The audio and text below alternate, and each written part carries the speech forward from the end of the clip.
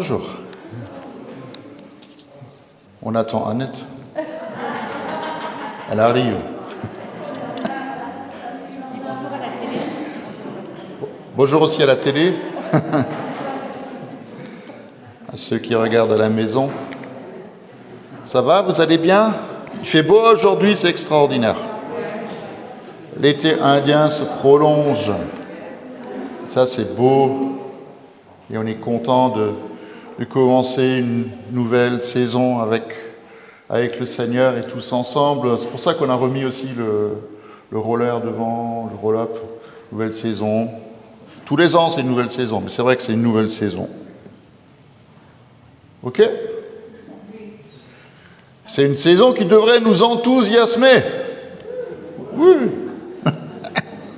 Bon. Alors, on fera avec. Je veux dire qu'on soit enthousiaste ou pas, on fera avec. On veut louer le Seigneur ensemble.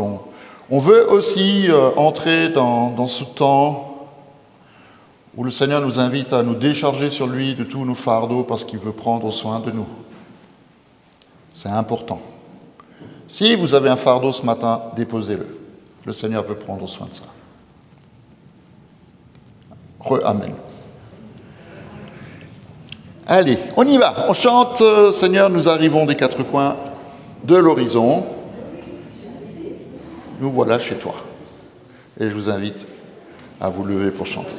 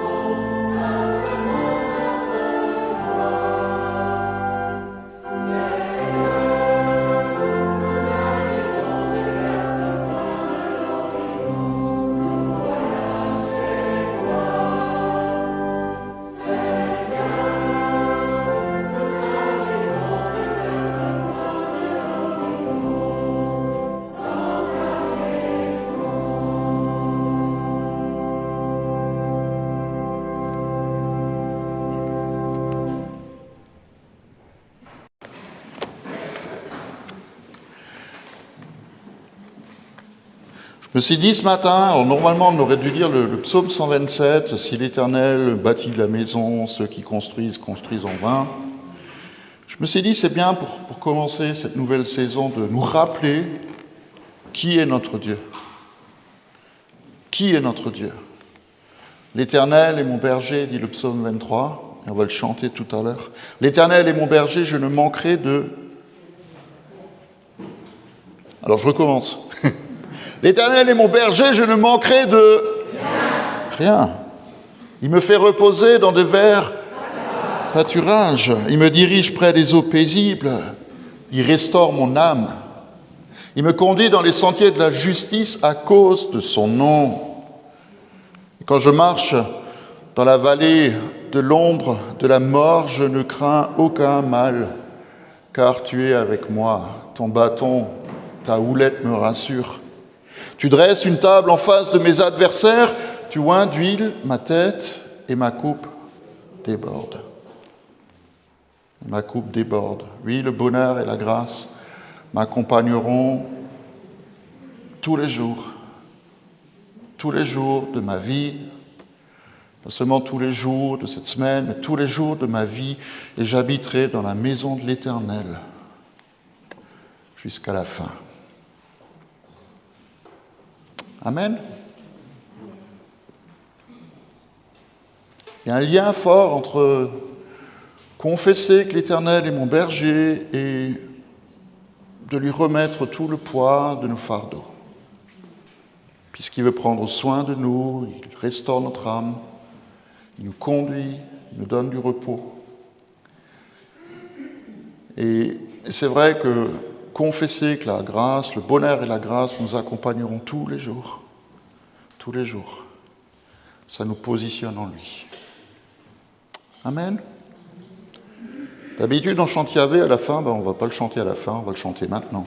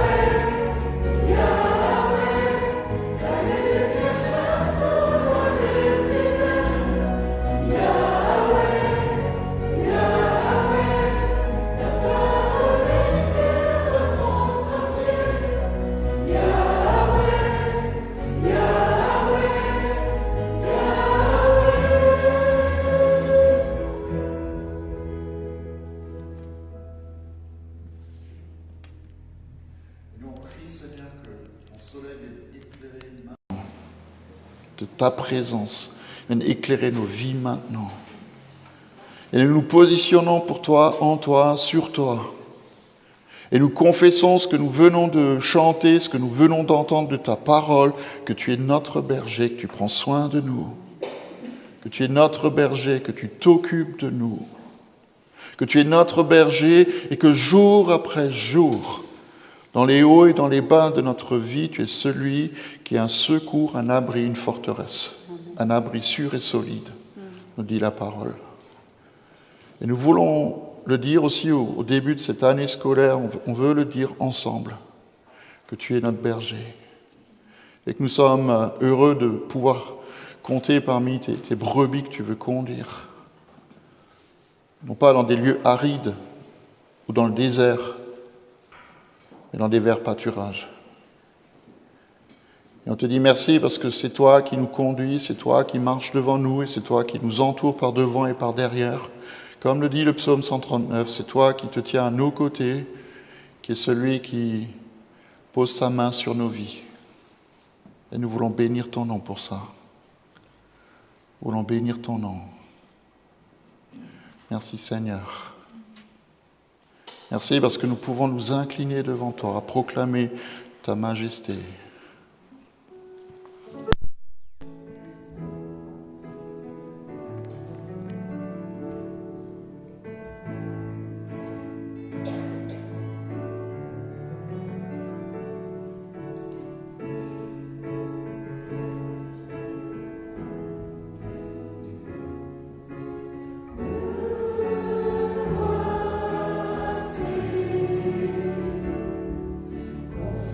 Du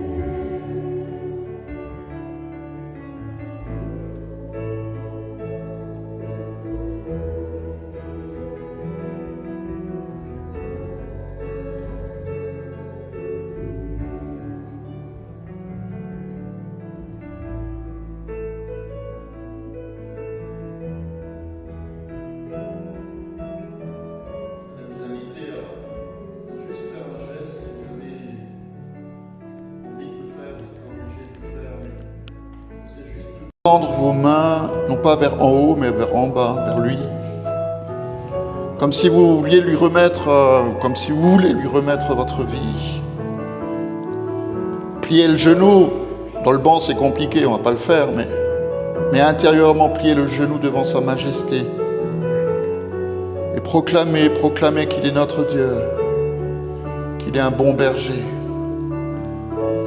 qu'il est un bon berger. C'est incliner nos têtes et c'est incliner nos cœurs dans sa présence. Et c'est le laisser lui par son esprit agir en nous, par son amour qui est tellement grand, tellement grand, tellement grand, tellement grand pour nous. Nous ne sommes pas juste là à l'église, nous sommes dans la présence du roi des rois. Nous sommes en présence de sa majesté, le roi des rois. Son Altesse plus que sérénissime, le plus haut. Alors inclinons nos têtes, inclinons nos cœurs, inclinons nos mains devant lui, le roi des rois, le Seigneur des seigneurs. Et c'est dans l'humilité que nous venons devant toi, Père, et que nous recevons ce que tu veux nous donner.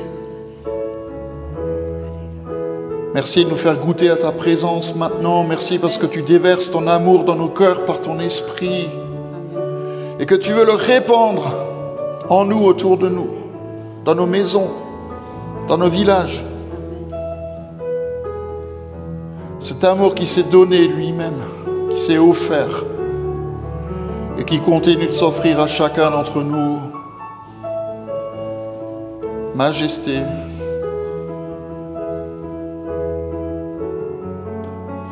j'ai rien à moi, mais tout ce que j'ai, je te le donne. Alléluia. Merci Seigneur pour ta présence. Allez, une dernière fois, Majesté. Majesté.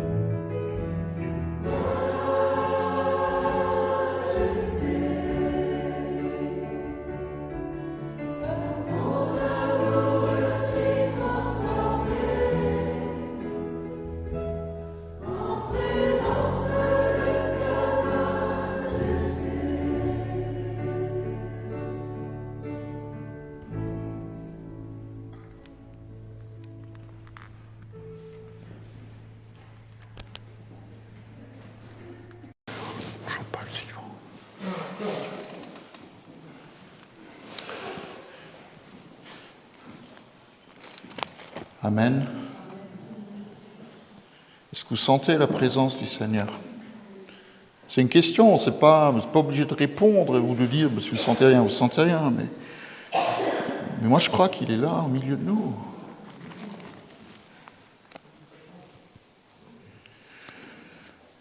Chamboule un petit peu notre programme ce matin. On fait des trucs qu'on n'a pas prévu de faire, hein, mais c'est pas grave. Hein. Il faut qu'on apprenne à rentrer dans la liberté des enfants de Dieu et de nous laisser conduire par le Seigneur. Je vais quand même vous lire l'Évangile. Jésus dit, vous inquiétez pas. Amen. On pourrait s'arrêter là. Hein. Après, il fait tout un développement. Ne vous inquiétez pas de ce que vous mangerez, boirez pour vivre, ni de ceux dont vous habillerez votre corps. Parce que la vie n'est-elle pas plus que le vêtement, que la nourriture, et le corps plus que le vêtement. Regardez les oiseaux du ciel, ils ne sèment pas, ils ne moissonnent pas, ils n'amassent pas dans des greniers, et pourtant votre Père céleste les nourrit. Est-ce que vous ne valez pas beaucoup plus qu'eux? Qui de vous, par ces inquiétudes, au pluriel, qui de vous, par ces inquiétudes, peut ajouter un instant à la durée de sa vie? Et pourquoi vous inquiétez au sujet du vêtement? Étudiez comment poussent les fleurs des champs. Elles ne travaillent pas, elles ne tissent pas. Et cependant, je vous dis que même Salomon, dans toute sa splendeur, n'a pas été habillé de manière aussi belle que ces fleurs. Si Dieu habille ainsi l'herbe des champs qui existe aujourd'hui et qui demain sera coupée et jetée au feu, ne le fera-t-il pas bien plus volontiers pour vous, gens de peu de foi? Vous inquiétez donc pas, et ne dites pas qu'est-ce qu'on va manger, qu'est-ce qu'on va boire, avec quoi est-ce qu'on va s'habiller. En effet, tout cela, ce sont les païens qui le cherchent. Or, votre Père, il sait que vous en avez besoin. Recherchez d'abord le royaume et la justice de Dieu, et tout le reste vous sera donné par-dessus. Ne vous inquiétez donc pas du lendemain, car le lendemain prendra soin de lui-même. À chaque jour suffit sa peine. Ok? Ça doit nous rendre cool, hein? Je veux dire, d'accord? C'est demain, aujourd'hui, c'est aujourd'hui. Demain, c'est demain. Demain, c'est lundi. Aujourd'hui, c'est dimanche. Donc profitez du dimanche et profitez de la présence de notre Dieu. On va chanter, enfin, on va essayer de chanter. On va chanter. Jean-Luc est plein de confiance, alors on va chanter. Nous ne sommes plus esclaves de la peur. Ok ?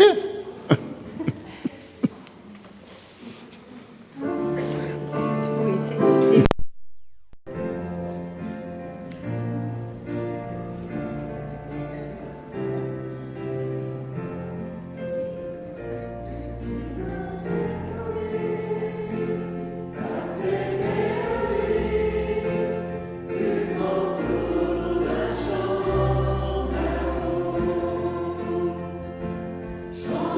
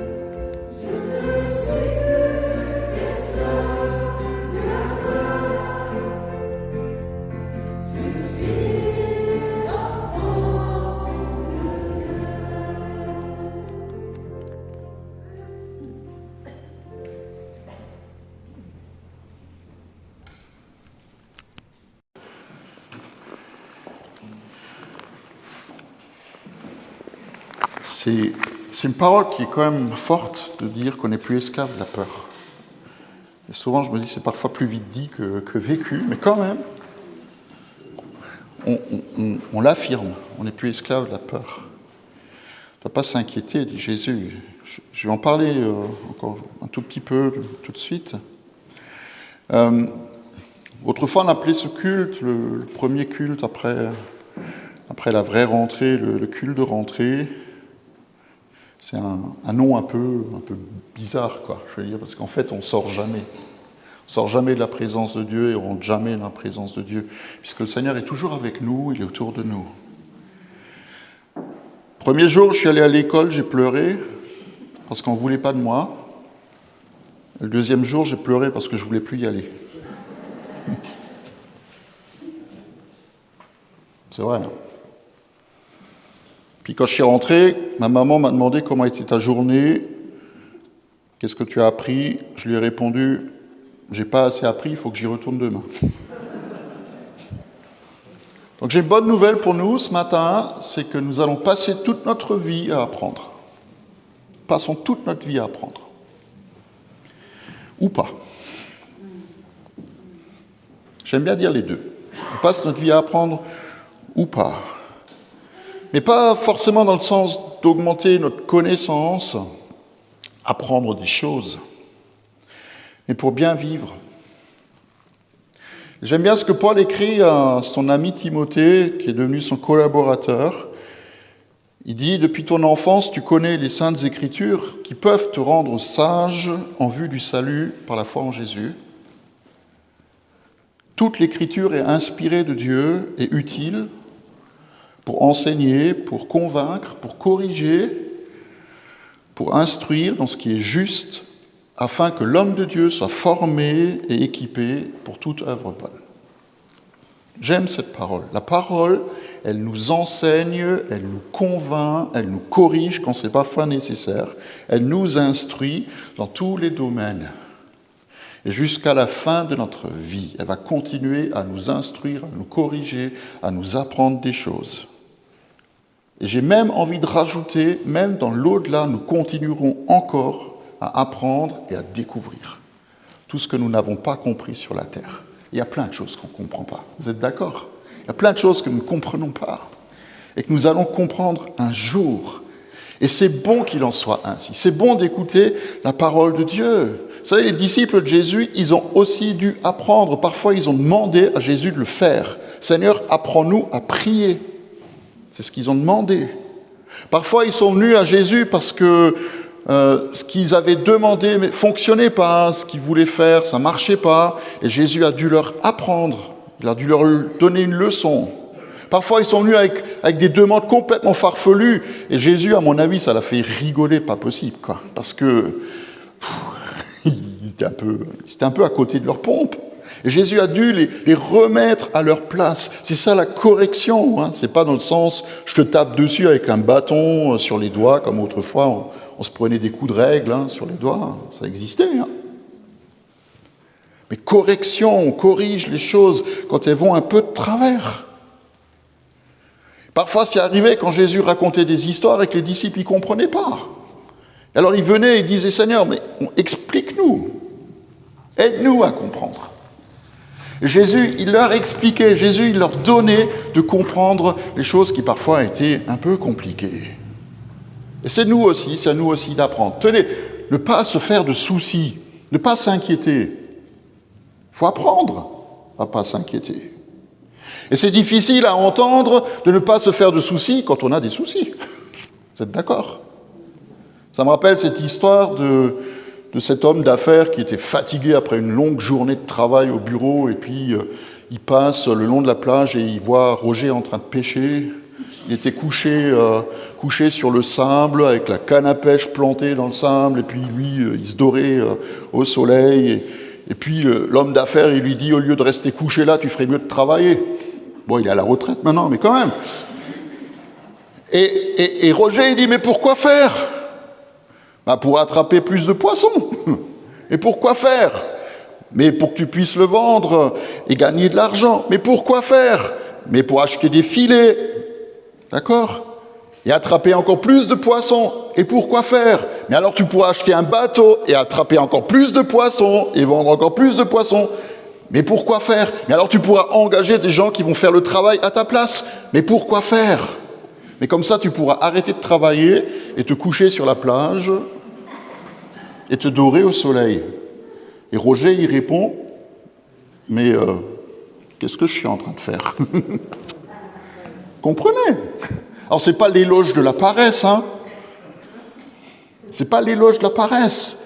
Mais ne pas s'inquiéter, il faut qu'on apprenne à ne pas nous inquiéter, il faut que nous apprenions à ne pas nous faire de soucis, puisque Jésus dit une vérité qui est fondamentale, on n'augmentera pas, ne serait-ce que d'un quart de seconde, la durée de notre vie. Au contraire, c'est ce qu'il sous-entend. Et on sait bien qu'aujourd'hui, le stress, les inquiétudes, les angoisses de l'âme, du cœur et de tout ce que vous voulez, qui nous empêchent de dormir parfois, ont tendance à raccourcir notre vie. Ok. Il faut qu'on remette toute chose entre les mains de Dieu. Puis ce matin, j'aimerais partager avec vous ce texte où les disciples ils viennent à Jésus avec une autre demande. Ils veulent apprendre quelque chose, ils lui disent « Seigneur, augmente-nous la foi ». Ils ne viennent pas demander une augmentation de salaire, ils viennent demander une augmentation de foi. Et je voudrais vous lire ce petit texte, c'est juste quelques versets, dans Luc au chapitre 17. Les apôtres dirent au Seigneur, augmente notre foi. Et le Seigneur dit, si vous aviez de la foi comme une graine de moutarde, vous diriez à ce mûrier, déracine-toi et va te planter dans la mer, et il vous obéirait.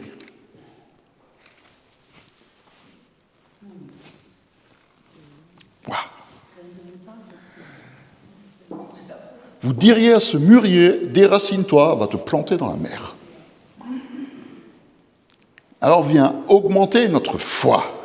Fais grandir notre foi, rends-la plus solide, rends-la plus forte. Et je me pose la question, qui de nous aurait envie de demander la même chose? Qui de nous aurait besoin d'une augmentation de foi? Moi, la première fois où j'ai lu cette histoire, j'étais choqué. Parce que je me suis dit, les disciples, ils étaient quand même à la source de la foi, à côté de Jésus. Et ils ont même fait des choses qu'ils n'auraient jamais pensé pouvoir faire un jour. Et puis ils sont là, devant le Seigneur, et ils disent, mais Seigneur, on en manque. On a envie d'en avoir plus. Et je vous pose donc la deuxième question, est-ce que vous avez assez de foi? Ce n'est pas juste augmente notre foi, mais est-ce que vous en avez assez? Ou alors, je précise un tout petit peu, est-ce que vous êtes satisfait du niveau de foi que vous avez? Du coup, il n'y a plus de réponse. Hein. C'est assez marrant, mais il n'y a plus de réponse. Parce que même dans la Bible, on va rencontrer des gens qui ont une petite foi, ou même qui l'ont perdue. Et je repense au peuple d'Israël. Ils ont vécu des miracles absolument extraordinaires. On l'a chanté, hein, on a traversé les eaux. Ils ont traversé la mer à pied sec. Et les poursuivants, ils se sont noyés par l'intervention de Dieu. Et puis à la première épreuve qui leur arrive tout de suite après, ils remettent en question la présence de Dieu. Ils se mettent à douter. Ils veulent revenir en arrière. Ils ont perdu la foi. Mais c'est la même chose pour nous. Vous savez que tous les pourquoi qu'on se pose avec un point d'interrogation nous amènent parfois à abandonner Dieu.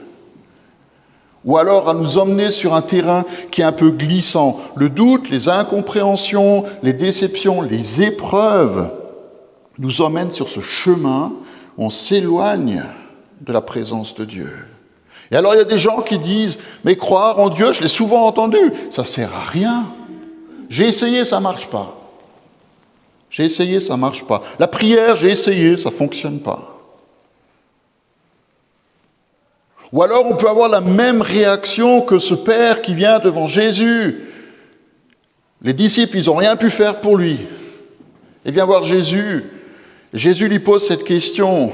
Est-ce que tu crois que je peux t'aider? Et ce papa, il répond juste. Seigneur, je crois, mais viens au secours de mon incrédulité. J'ai du mal à pas douter.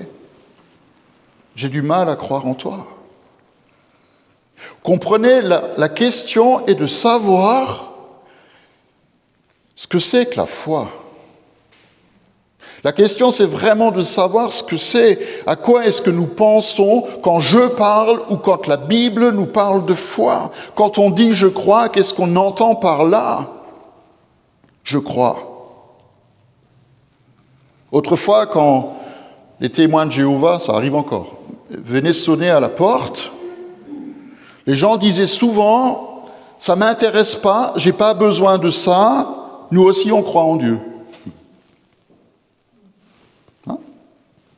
J'entends souvent ça. Nous aussi, on croit en Dieu. Mais alors, je me pose cette question quand ils arrivent à persuader les gens. C'est que quelque part, ce « nous aussi, on croit en Dieu », il n'est pas aussi profond que ça. La foi, ce n'est pas non plus apprendre par cœur la confession de foi pour le jour de la confirmation ou pour un baptême. La foi, ce n'est pas non plus un sentiment ou une émotion, même si elle peut s'exprimer au travers d'eux. Ce n'est pas se lever le matin en disant « Ah, aujourd'hui, vous allez voir ce que vous allez voir ». Ce serait comme dire à 11 heures « J'ai tellement faim, je pourrais avaler un chameau. Bon courage. Et pauvre bête. » Comprenez, entre ce que nous appelons la foi et ce que la parole nous dit de la foi, ce n'est pas la même chose. Il y a une grande différence. Hébreux 11 nous donne la définition, vous la connaissez sans doute. La foi est une ferme assurance des choses qu'on espère, une démonstration de celles qu'on ne voit pas. C'est ça, la foi. C'est une assurance qui n'a que faire des circonstances, de l'envie ou de pas l'envie, des sentiments, des erreurs ou des capacités de quelqu'un. C'est pouvoir dire « je sais que je sais que je sais que je sais ». C'est ça la foi. Je sais que je sais que je sais que je sais, même si je ne le vois pas, je le sais quand même. Et vous relirez tout le chapitre 11 de la lettre aux Hébreux, il y a tous les exemples d'hommes et de femmes de foi qui ont attendu que Dieu intervienne. La foi, ce n'est pas un grand 8 à Disneyland, où un jour tu es en haut et le lendemain tu es en bas, et puis ça remonte, ça nous. La seule chose que ça provoque, c'est que tu as le vertige et Dieu il se sent mal pour toi. Hébreux nous dit que la foi, c'est une démonstration, et c'est exactement ce que Jésus explique. Il ne s'agit pas de la mesurer, il ne s'agit pas de la voir grandir ou de la voir diminuer. C'est aussi idiot que de voir un mûrier être déraciné et se planter dans la mer. Ça ne sert à rien, sauf à peut-être offrir un dessert aux poissons. Mais ça ne sert à rien. Et c'est ce que Jésus il essaie de leur expliquer. Demander une augmentation de foi, c'est aussi idiot que de demander à un mûrier de se déraciner et d'aller se planter dans la mer ou à une montagne de se déplacer. Le plus important, c'est l'objet de ma foi.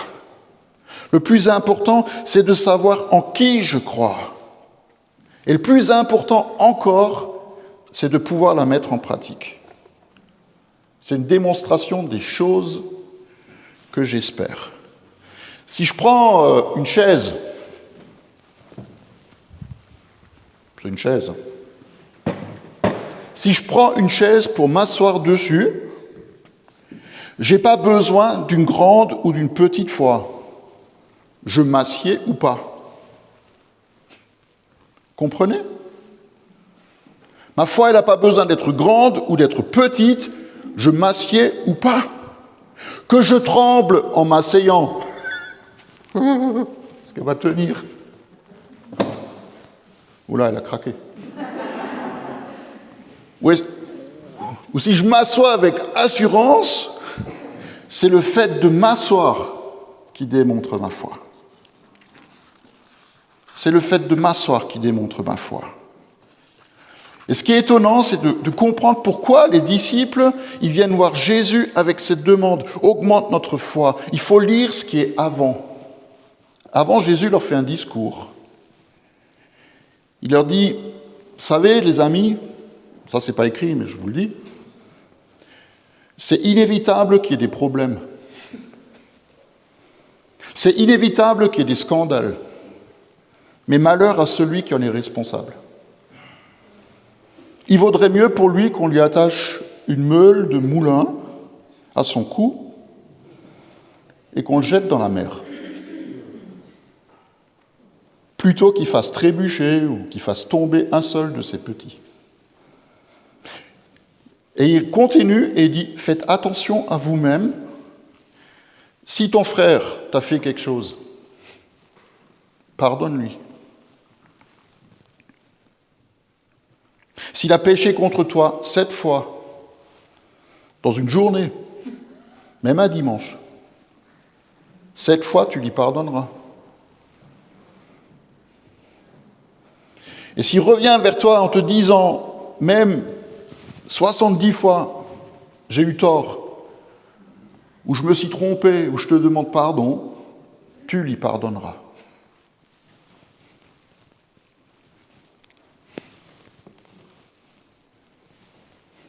Tu lui pardonneras.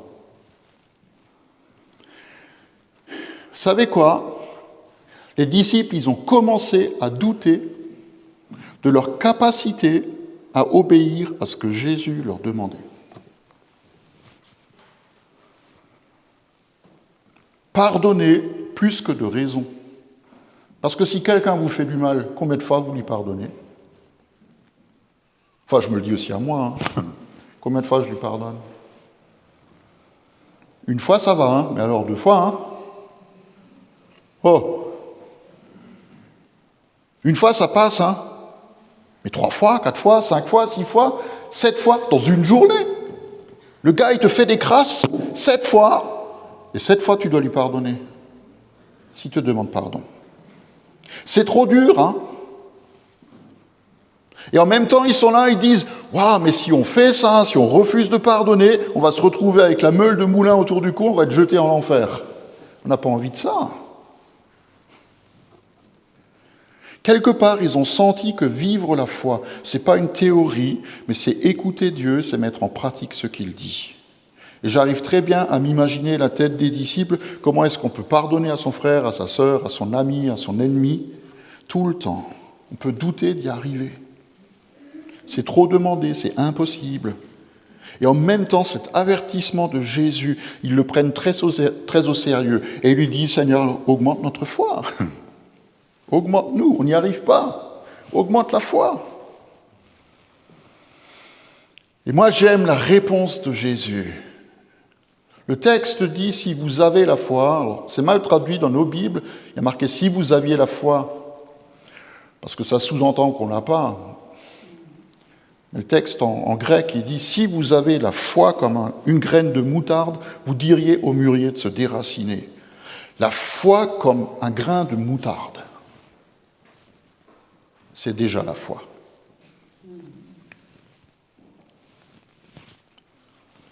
La foi d'un grain de moutarde, c'est déjà une grande foi. Pourquoi? Parce qu'elle suffit. La foi d'un grain de moutarde, c'est déjà une grande foi parce qu'elle est placée en Dieu. Le mûrier, on en a un. Mon Dieu, ça se développe. Le mûrier, c'est un arbuste avec des racines solides. Ça donne encore plus de poids à ce que Jésus nous dit. Une petite graine peut transporter un mûrier de ton jardin dans la pelouse. C'est extraordinaire. C'est ça la foi. Tu l'utilises. Ailleurs, dans l'évangile de Marc, on voit Jésus qui maudit un figuier. Vous connaissez l'histoire, il passe à côté d'un figuier, il ne porte pas de fruits, et il dit à ce figuier, plus jamais tu porteras de fruits.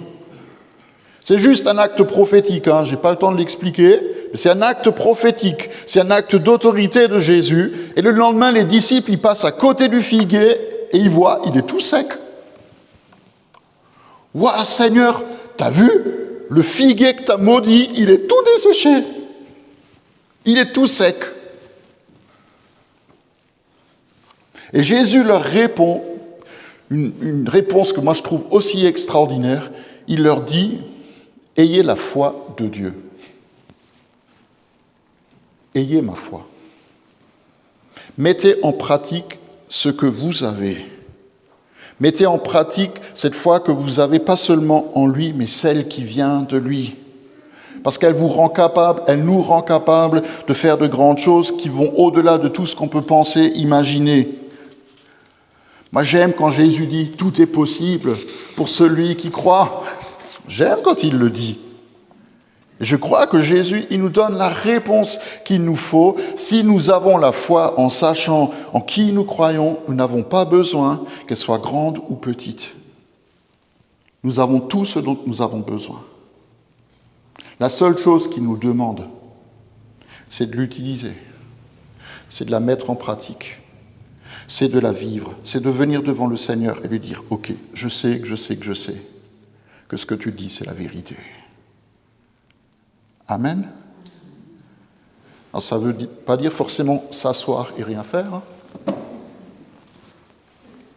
Ça veut juste dire placer notre confiance en celui qui est le plus haut. Je vous invite à vous lever, nous prier ensemble.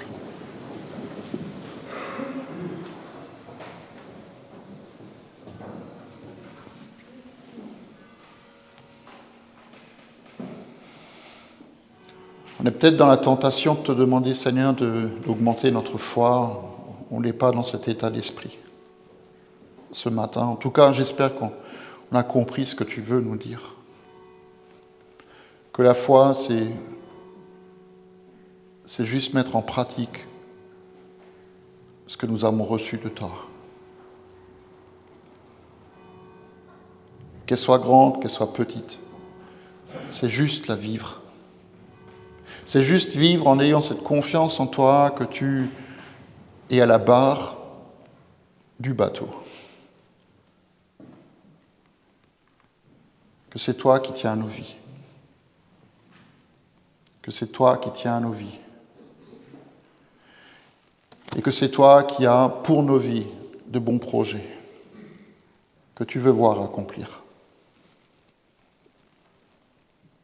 Merci parce que cette foi, elle peut être aussi petite ou aussi grande qu'un grain de moutarde. Le but de cette foi que tu mets en nous, c'est qu'elle porte du fruit. Qu'elle porte du fruit pour toi, pour nous, pour ceux qui nous entourent, pour que le royaume puisse aller en s'étendant, pour que ta gloire se manifeste, que ta bonté devienne une réalité dans notre vie et dans la vie de beaucoup. Ce matin, on veut exercer notre foi. Nous voulons exercer notre foi. Nous voulons prier pour ceux qui ont besoin. Que tu répondes, que tu interviennes, que tu agisses. Alors fais-le. Ta parole dit que si 2 ou 3 se mettent d'accord pour demander quelque chose au Père en ton nom, cela leur sera accordé. Toute la question qui se pose à nous, c'est de savoir est-ce que nous croyons. Je te dis, Père, ce matin, je crois que c'est la vérité. Que si 2 ou 3 se mettent d'accord pour demander quelque chose en ton nom, cela leur sera accordé.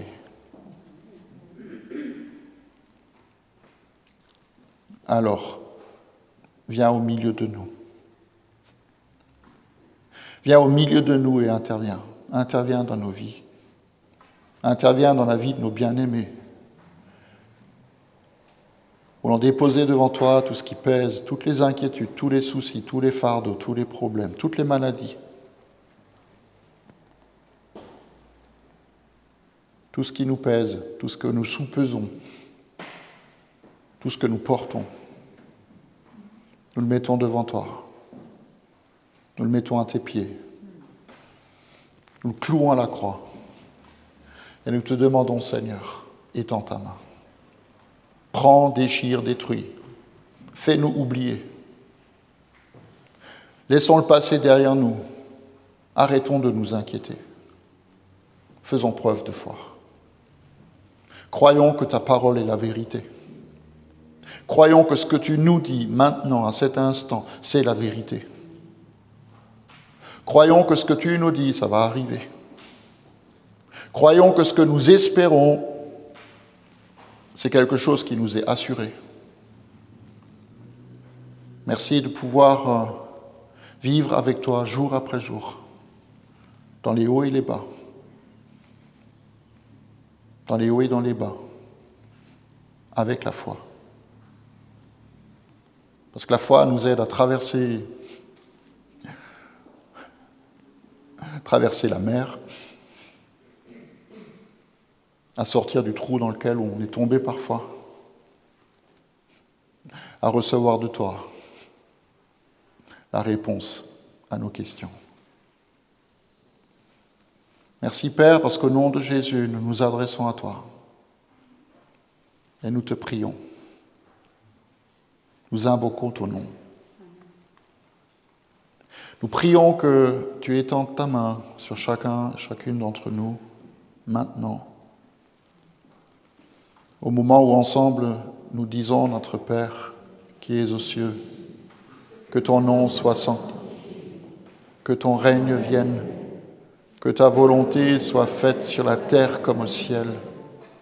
Donne-nous aujourd'hui notre pain de ce jour. Pardonne-nous nos offenses, comme nous pardonnons aussi à ceux qui nous ont offensés. Et ne nous laisse pas entrer en tentation, mais délivre-nous du mal. Car c'est à toi qu'appartiennent le règne, la puissance et la gloire, pour les siècles des siècles. Amen. Alléluia. Je voudrais juste demander aux confirmants de venir devant.